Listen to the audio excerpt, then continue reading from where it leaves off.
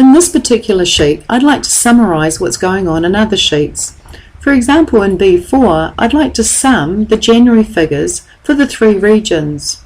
Region 1 is in Sheet 1. At the bottom of my screen, if I click on Sheet 1, I can see the January through to May figures for Region 1.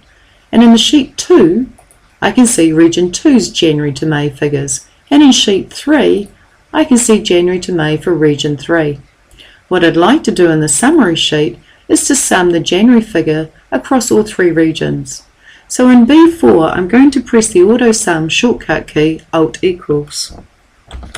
With my mouse, I'm going to click on Sheet 1 and click on B3.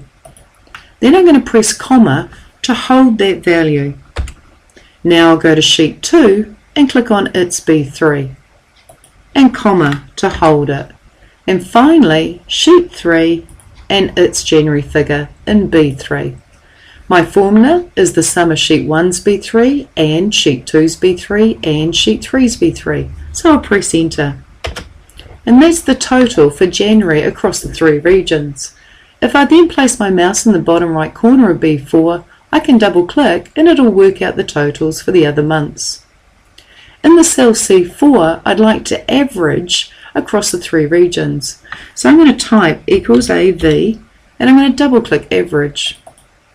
I'll click on Sheet 1's B3 and comma, Sheet 2's B3, comma, and Sheet 3's B3, Enter.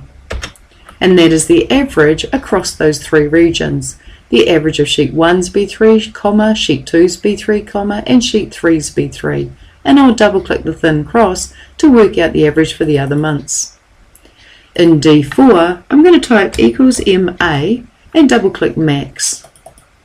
I'll go to Sheet 1's B3, comma, Sheet 2's B3, comma, and Sheet 3's B3, Enter. The maximum value for January across the 3 regions was 200, and I'll double click the thin cross.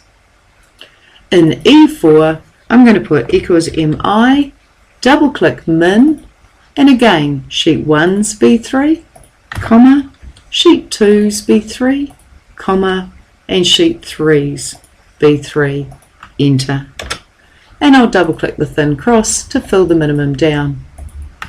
With this particular sheet, no data entry is done. The data entry is done in Sheet 1's 2 and 3.